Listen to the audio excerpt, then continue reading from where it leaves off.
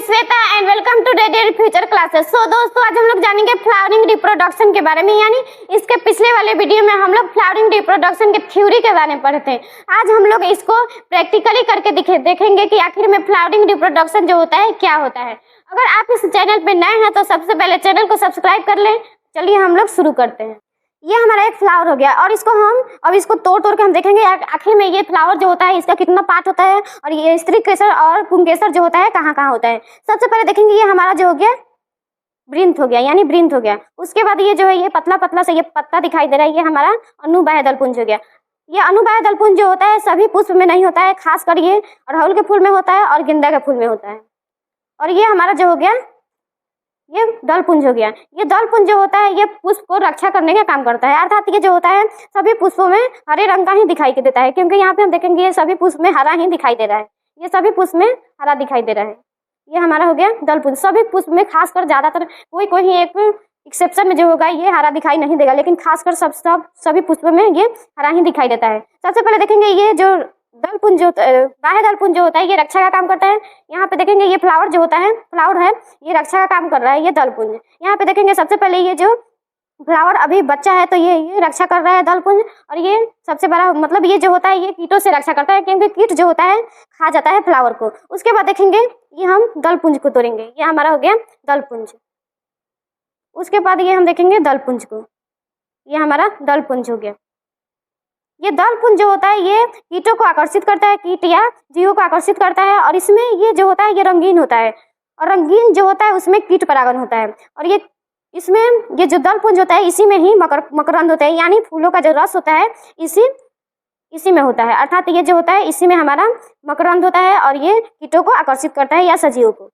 उसके बाद देखेंगे हम पुंकेसर और स्त्री के बारे में। सबसे पहले देखेंगे स्त्री केसर। स्त्री केसर जो होता है ये रेड वाला, ये हमारा स्त्री केसर है। और ये जो स्त्री केसर के जो होते हैं 3 पार्ट होते हैं, यानी वर्तिकाग्र, वर्तिका और ये अंडाशय, अर्थात अंडाशय जो है इसमें है। उसके बाद देखेंगे ये हमारा देखिए यहाँ पे ये पुंकेसर है। पुंकेसर का जो होता है पार्ट 2 होता है, 2 पार्ट होता है, परागकोश और वर्तिका। यहाँ पे हम देखेंगे इसको तोड़ के, यहाँ पे हम देखेंगे सबसे पहले ये हमारा देखिए यहाँ पे ये जो पीला दिखाई दे रहा है, यानी ये पीला जो दिखाई दे रहा है ये हमारा परागकोश है, अर्थात इसी में जो होता है परागकण होता है, यानी नर युग्मक होता है। और ये जो होता है इसका सहारा होता है, यानी इसको हम तंतु कहते हैं या कुतंतु कहते हैं। ये हमारा हो गया परागकण, यानी परागकण उसी में होता है, यानी पुंकेसर। ये सभी हमारा पुंकेसर है।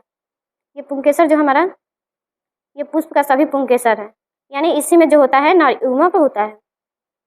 उसके बाद देखेंगे ये रेड वाला जो होता है ये हमारा स्त्री केसर है। स्त्री केसर के 3 पार्ट होते हैं, यानी ये जो रेड वाला दिखाई दे रहा है ये हमारा वर्तिकाग्र है, और ये जो होता है एक वर्तिका होता है, और इसमें जो होता है अंडाशय होता है। सबसे पहले यहाँ पे हम तोड़ के देखेंगे,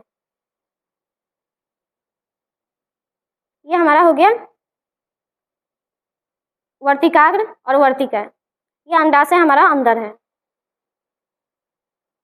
ये हमारा हो गया स्त्री केसर।